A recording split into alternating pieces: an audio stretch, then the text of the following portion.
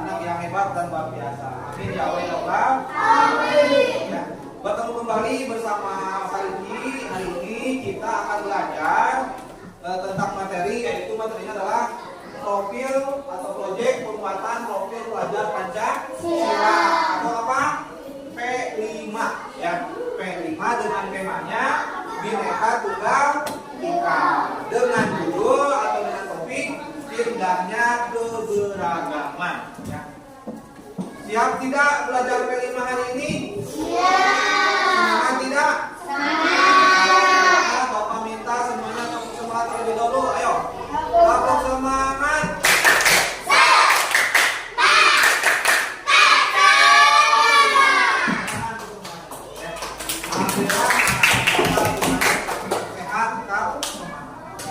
Kira-kira siapa hari ini yang tidak hadir? Putra. Sama siapa lagi? Nah ya, nanti kita absen dulu. Tapi terlebih dahulu sebelum dimulai, Bapak minta siapa yang ingin mewakili untuk membaca doa di depan kelas. Siapa? Siapa? Adel, ayo Adel. Adel.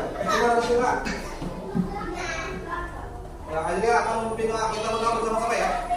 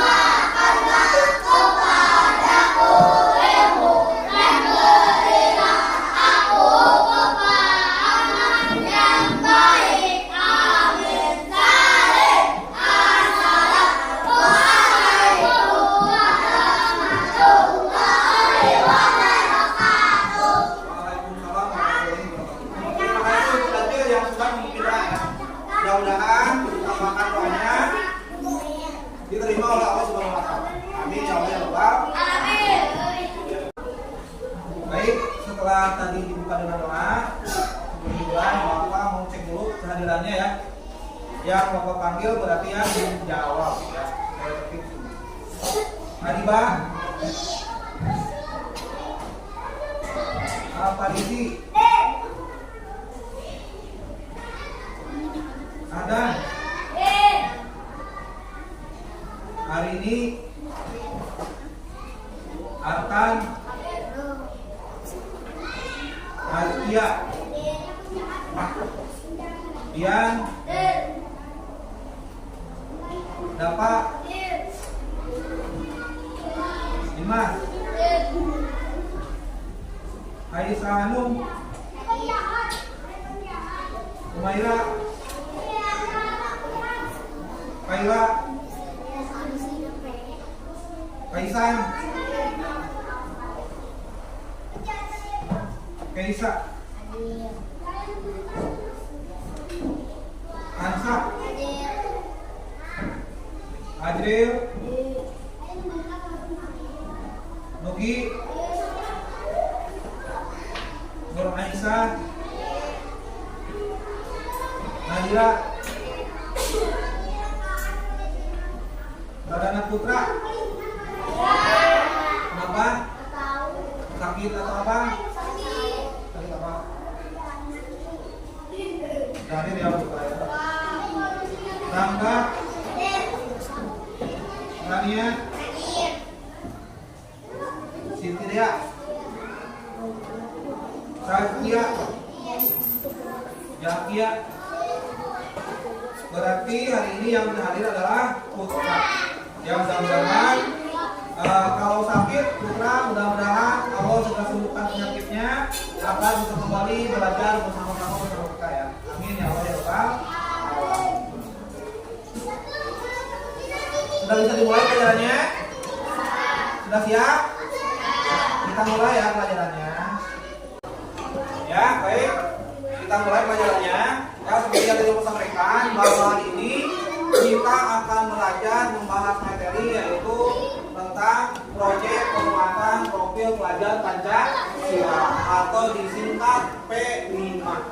Ya, sebelum Bapak bahas apa temanya seperti pendidikan wanita dengan topik tidak keberagaman, Bapak mau jelaskan dulu apa itu P5 dan apa tujuannya kita belajar P5. Ya, ini tujuan dari P5. Nah, kenapa kita harus belajar P5? Yang pertama adalah akan membentuk pelajar yang mampu mengamalkan nilai-nilai Pancasila dalam kehidupan sehari-hari. Ya, karena kita bangsa Indonesia dengan dasarnya atau landasannya adalah Pancasila, maka diharapkan ya dengan P5 ini akan membentuk pelajar atau siswa atau peserta didik yang mampu mengamalkan nilai-nilai Pancasila dalam kehidupan sehari-hari. Ya. Yang kedua, P5 merupakan sarana yang optimal dalam mendorong peserta didik menjadi pembelajar yang berkompeten atau berkemampuan dan berkarakter sesuai dengan nilai-nilai luhur Pancasila. Ya. Yang ketiga, melalui serangkaian kegiatan interaktif dan reflektif serta proyek-proyek yang konkret atau hasil kerja kalian, ya, pelajar diharapkan dapat menjadi agen perubahan positif di masyarakat. Itu tujuannya. Ya, kenapa kita harus belajar P5? Ini tujuannya. Ya, ini. Kemudian, nah, dalam profil pelajar Pancasila ada beberapa dimensi. Ya, yang pertama adalah dimensi beriman, bertakwa kepada Tuhan Yang Maha Esa dan berakhlak mulia. Nah, ini ya. Dimensi yang pertama adalah beriman, bertakwa kepada Tuhan Yang Maha Esa dan berakhlak mulia.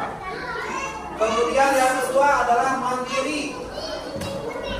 Ya, jadi pelajar Pancasila harus mandiri. Ya, bagaimana caranya? Yaitu dilatih dalam membuat proyek-proyek, karya-karya, belajar mandiri. Kemudian bergotong royong. Nah, salah satu dimensi yang disebutnya adalah bergotong royong. Kenapa? Karena gotong royong adalah salah satu identitas Indonesia yang harus juga dimiliki oleh kita sebagai generasi bangsa. Kemudian berkebinekaan global. Apa itu berkebinekaan global? Bineka artinya berbeda-beda. Ya, Indonesia terkenal akan keragaman bangsanya, keragaman budayanya. Ya, tapi kita sebagai pelajar Pancasila tidak terbatas kepada kebinekaan yang dimiliki oleh bangsa Indonesia. Kita pun harus bisa menerima, harus bisa menyesuaikan dengan keragaman yang dimiliki oleh bangsa-bangsa lain di seluruh dunia. Karena keragaman tidak hanya dimiliki oleh Indonesia saja, tapi keragaman dimiliki oleh seluruh bangsa di dunia. Karena sejatinya keragaman adalah sesuatu yang sudah ditetapkan oleh Allah Subhanahu wa Ta'ala, bukan untuk Indonesia saja, tapi untuk seluruh dunia yang sifatnya global. Ya. Kemudian bernalar kritis, mampu menyelesaikan masalah-masalah. Ya, mampu menyelesaikan masalah baik secara mandiri maupun secara gotong royong. Dan yang lain adalah kreatif. Dengan P5, ya, pelajar Pancasila diharapkan dapat menjadi pelajar yang kreatif. Bagaimana caranya? Yaitu didorong melalui proyek-proyek yang diadakan atau yang dilakukan dalam proyek pembuatan topik pelajar Pancasila. Dan itu adalah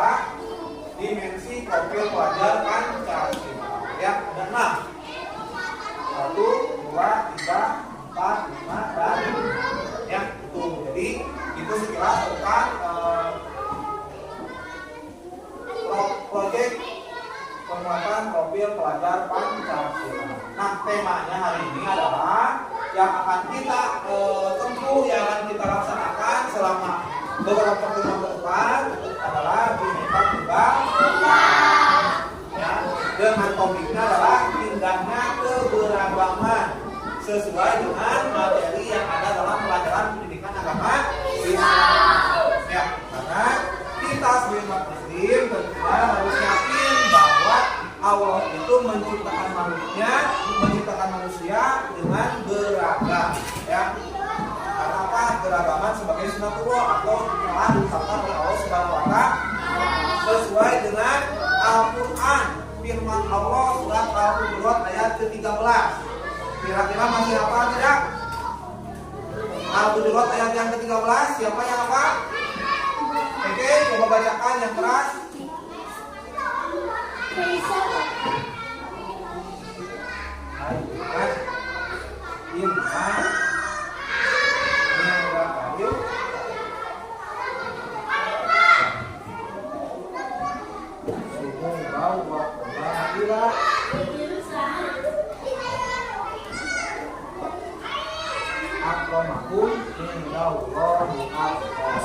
Ya, terima kasih untuk Kaisar, tepuk tangan untuk semuanya. Ya. Jadi, sesuai dengan ayat Al-Quran surat Al-Hujurat ayat ke-13 bahwa Allah itu menciptakan manusia dari laki-laki dan perempuan dan juga menjadikannya bersuku-suku dan berbangsa. Agar apa? Agar kita semua saling mengenal. Ayo kita baca bersama-sama. Bismillahirrahmanirrahim. Ya ayyuhan nasu inna khalaqnakum min dzakarin wa unsa wa ja'alnakum syu'uban wa qabaila lita'arafu. Inna akramakum indallahi atqakum.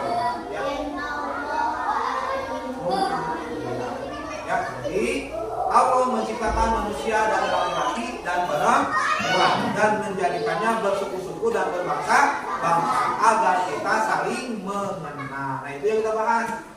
Dengan perbedaan bukan menjadi perselisihan, dengan perbedaan bukan menjadi permusuhan, tapi perbedaan yang bermacam-macam ini harus dijadikan sesuatu yang indah. Jadilah indahnya keberagaman. Kita lihat pelangi, indah tidak? Kenapa indah?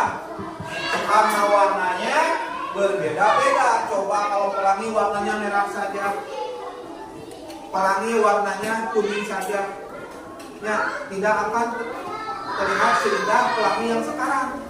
Pelangi terlihat indah karena warnanya bermacam-macam.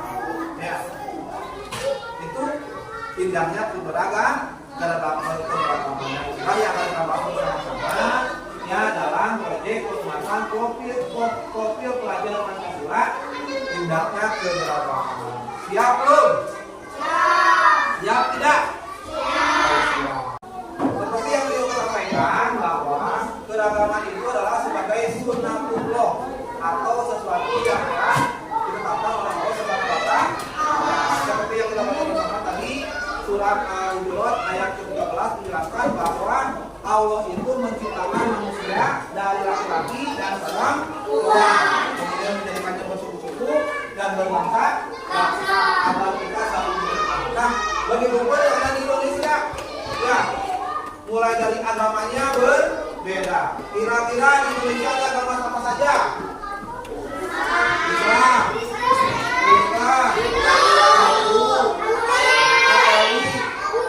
Konghucu dan Buddha. Ada berapa agama? Ada 6 agama yang ada di Indonesia. Kemudian suku-sukunya juga bermacam-macam. Ini berbeda pakaiannya, berbeda budaya, berbeda warna kulitnya, berbeda juga bahasanya, berbeda juga kebiasaan. Kemudian di lain ini antar bangsa di seluruh dunia, ya.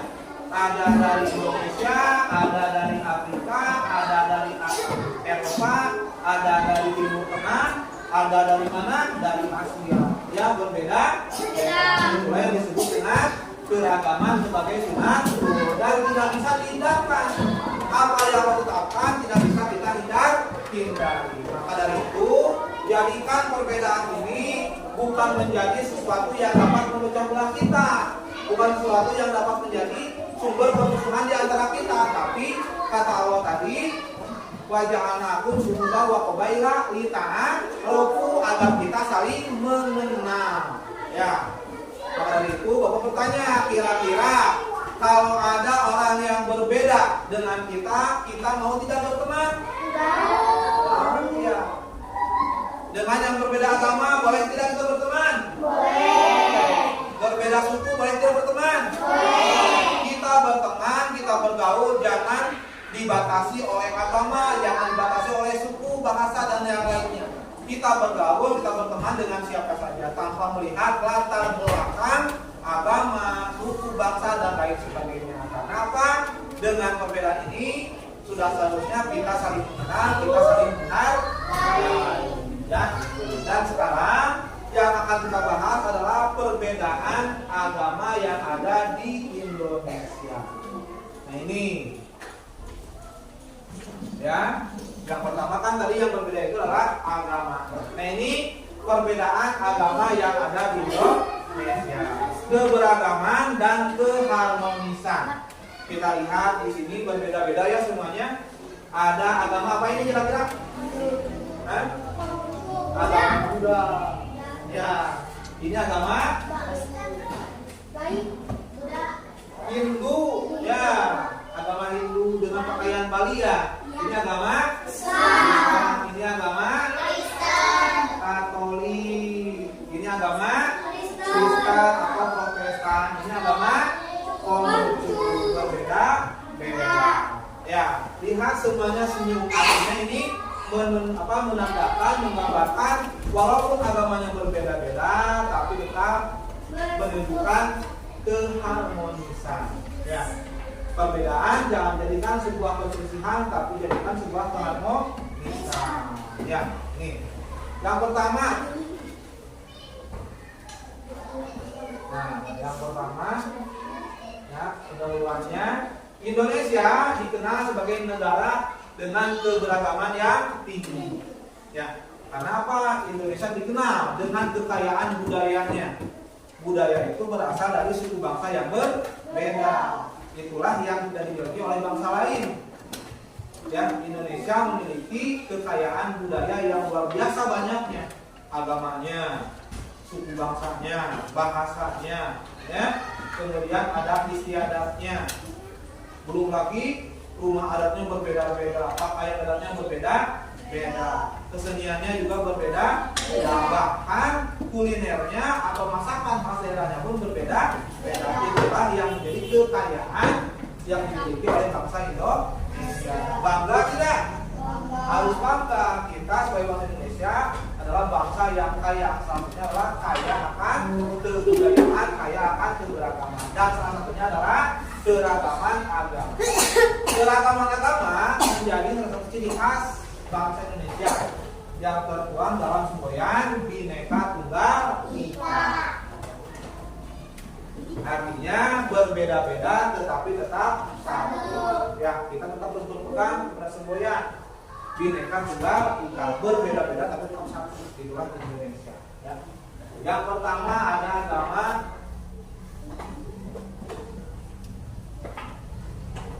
ada agama Islam. Nah, sejarahnya ya, kita lihat sejarahnya bagaimana Islam bisa masuk ke Indonesia. Islam masuk ke Indonesia melalui proses yang berlarut-larut atau panjang, ya. Tidak langsung masuk sebagai agama Islam, tapi dibawa secara tidak sengaja atau secara tidak langsung, ya. Oleh siapa? Yaitu oleh para pedagang yang berasal dari Gujarat atau India masuk ke Indonesia. Awalnya mereka bukan untuk menyebarkan agama Islam, tapi mereka tujuannya untuk berdagang, berjualan yang berasal dari India. Tapi para pedagang ini kemudian melakukan aktivitas mereka, keagamaan mereka dalam kehidupan sehari-hari. Misalkan karena mereka beragama Islam, mereka sholat. mereka sembahyang, mereka membaca Al-Quran. Dan dilihat oleh warga sekitar, warga apa? Penduduk aslinya terlihat itu sedang apa? Sedang sholat dan diperkenalkan. Nah kemudian setelah diperkenalkan, nah ada ketertarikan diberikan pemahaman, pelajaran sehingga ada ketertarikan dan akhirnya memeluk agama Islam setelah tidak langsung. Dan di sana mulai berkembang agama Islam disebarkan secara langsung melalui para ulama. Atau disebut juga kalau di Pulau Jawa ada apa? Ada wali songo yang berjuang menyampaikan ajaran Islam kepada seluruh masyarakat yang ada di Pulau Jawa, ya. Kemudian yang kedua ada agama Kristen Protestan. Nah, Kristen Protestan berkembang berbeda dengan Islam, berkembang melalui perkawinan, ada dua perdagangan. Nah, agama Kristen ini awalnya dibawa oleh siapa? Kira-kira ada yang dibawa oleh pedagang, ada juga dibawa oleh para penjajah atau para kolonial yang dari Eropa, dari Portugis, dari Belanda dibawa. Karena apa? Misi daripada penjajah itu pertama gold atau kekayaan, ya, gold. Kemudian glory atau kemenangan. Yang ketiga gospel, yaitu ke agama. Jadi mereka membawa misi. Yang pertama ingin mencari kekayaan, menggeruk kekayaan yang ada di Indonesia, yaitu apa? Rempah-rempahnya dibawa, diambil, ya, dikeruk rempah-rempahnya oleh bangsa-bangsa kolonial. Kemudian juga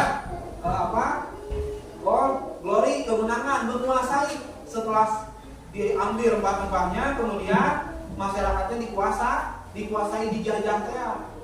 Setelah dikuasai, kemudian gospel, yaitu keagamaan, menyebarkan agama yang mereka anut kepada masyarakat. Salah satunya adalah agama Kristen Protestan dan juga Kristen Katolik. Ya, karena di Eropa itu ada Kristen Protestan, ada Kristen Katolik. Ya. Nah, kira-kira agama Kristen ibadahnya di mana? Di gereja. Di gereja. Baik itu Protestan maupun Katolik sama, ya, mereka beribadah di gereja. Gereja selain tempat ibadah, gereja juga sebagai tempat komunikasi antar masyarakat, ya. Kemudian yang keempat ada agama Hindu, ya, agama Hindu. Nah, salah satu peristiwa penting yang mempengaruhi peradaban Indonesia adalah masuknya agama Hindu ke Nusantara. Hindu mah khas, ya. Hindu itu khas, bisa terlihat dari pakaiannya, ya, seperti ini, ya. Pakaian apa itu di sini ada apa? Ya, ini biasanya ditunjukkan oleh masyarakat Bali, ya, kalau kita, ya. Ini masyarakat Bali, ya, ini khas agama itu seperti ini, tampilannya seperti ini, ya. Ini juga salah satu keragaman yang dimiliki oleh Indonesia. Ya, biasanya Hindu ini banyak di Pulau Jawa juga ada, kemudian di Bali mayoritas itu beragama Hindu. Kira-kira Hindu berasal dari mana? Dari India. Ya, dari India. Ya, kira-kira Hindu ibadahnya apa? Ibadahnya apa? Ibadahnya apa? Tempat ibadahnya bernama apa? Pura.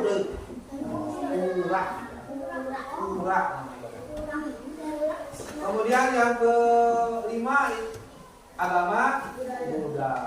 Ya, ini agama Buddha. Salah satu agama utama yang dulunya berkembang pesat di Indonesia adalah agama Buddha.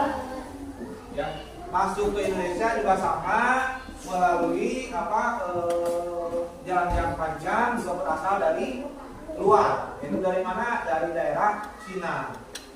Salah satu bukti kejayaan agama Hindu di Indonesia adalah adanya candi yang terbesar di Indonesia, Candi Borobudur. Kira-kira siapa yang pernah ke Candi Borobudur? Itu salah satu peninggalan sejarah yang menunjukkan bahwa agama Buddha pernah menjadi agama yang besar di Indonesia sebelum masuknya agama Islam. Kira-kira tempat ibadah agama Buddha itu apa? Tadi Hindu adalah pura. Kalau Hindu apa? Wihara. Apa? Wihara. Ya. Kemudian yang ke-6 ada agama Konghucu. Ya, Konghucu ini adalah agama yang mayoritas dipeluk atau dianut oleh masyarakat Konghucu atau Tionghoa. Ya, di Indonesia juga banyak masyarakat yang menganut Konghucu. Ya, temannya adalah masyarakat Tionghoa atau keturunan Cina. Ya. Ini pakaian seperti ini, mayoritas merah. Ya. Nah, kalau Konghucu kira-kira ibadahnya di mana? Islam di masjid, Kristen Protestan di gereja, Hindu di pura, Buddha di wihara. Kalau Konghucu di mana? Kelenteng. Nah, ya, namanya adalah kelenteng. Ya, itulah. Nah, jadi itulah keragaman agama yang ada di Indonesia.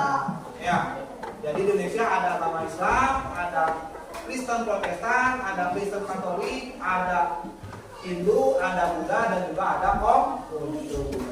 Ya, keenam agama ini merupakan salah satu bukti, salah satu tanda bahwa Indonesia memiliki keragaman agama di samping keragaman budaya, keragaman suku bangsa yang lain. Ya, itulah keragaman agama yang dimiliki oleh Indonesia. Ya. Di Indonesia, perdamaian merupakan komunitas yang sangat penting atau modal yang sangat penting. Jadi kita harus sadar keragaman ini jangan dijadikan sebagai sebagai sumber perselisihan, sebagai sumber permusuhan, tapi dijadikan ini sebagai kekuatan yang dimiliki oleh Indonesia. Perbedaan ini tadi agar kita saling mengenal, agar kita saling mengenal, saling menghargai, saling mendukung agar kita bisa menjadi bangsa yang hebat, bisa menjadi bangsa yang kuat. Ya, itu tentang keragaman agama yang ada di Indonesia. Ya, paham ya semuanya? Nah, sekarang ada tugas. Apa tugasnya? Tugasnya adalah menggambar tempat ibadah agama yang ada di Indonesia. Ya. Masjid untuk agama Islam, gereja untuk agama Kristen, baik Katolik maupun Protestan, pura untuk agama Hindu, wihara untuk agama Buddha, dan kelenteng untuk agama. Nah, di sini Bapak tunjukkan contohnya seperti apa. Ya, ini ada contohnya. Nah, ada masjid, ada pura, ada gereja, ada wihara, ada kelenteng. Ya, yang sederhana saja. Ya. Nah, kalian semua membuat gambar tentang tempat ibadah agama yang ada di Indonesia, seperti masjid untuk agama Islam, ya. Kemudian apalagi gereja untuk agama Kristen atau Katolik, ya. Kemudian juga apa? Pura atau wihara sesuai dengan agamanya masing-masing. Satu kelompok dengan gambar yang berbeda-beda. Ya, misalkan kelompok ini nih, ada yang menggambar masjid, menggambar gereja, menggambar pura, menggambar wihara. Berbeda-beda. Jadi satu kelompok berbeda-beda gambarnya, ya. Nanti nama kelompoknya apa, namanya siapa, gambarnya apa. Paham ya? Kalau paham, Bapak balikan. Paham tidak? Paham tidak? Paham. Kalau siap, Bapak balikan. Ya, rapi gambarnya ya yang bagus.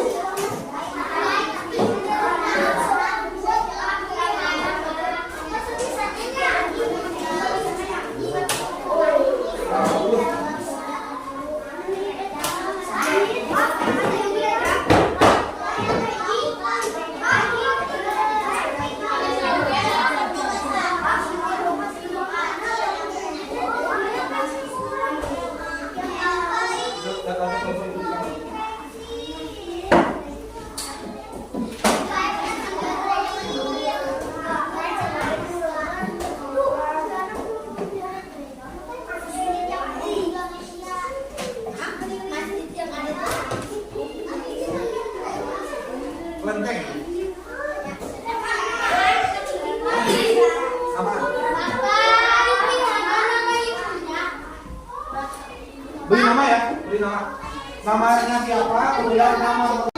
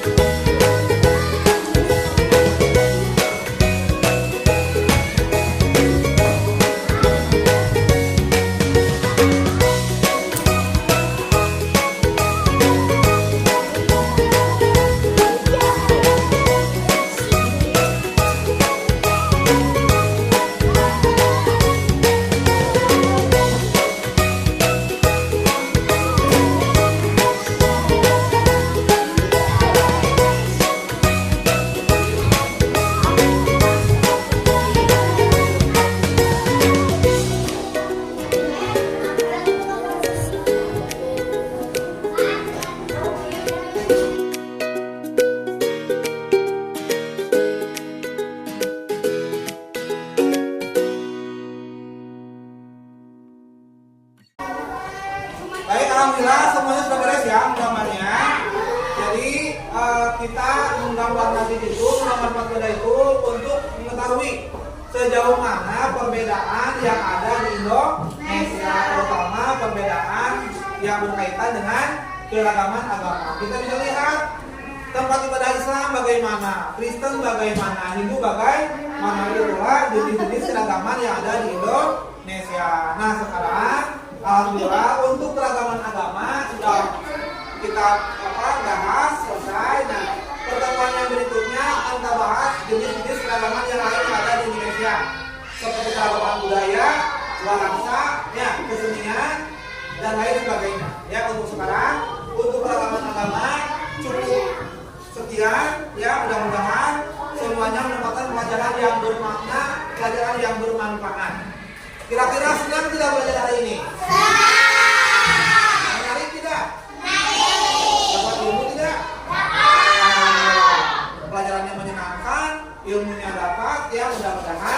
kita semua diberikan kesehatan, bisa belajar untuk membahas P5 berikutnya di pertemuan yang berikutnya, dan semuanya mudah-mudahan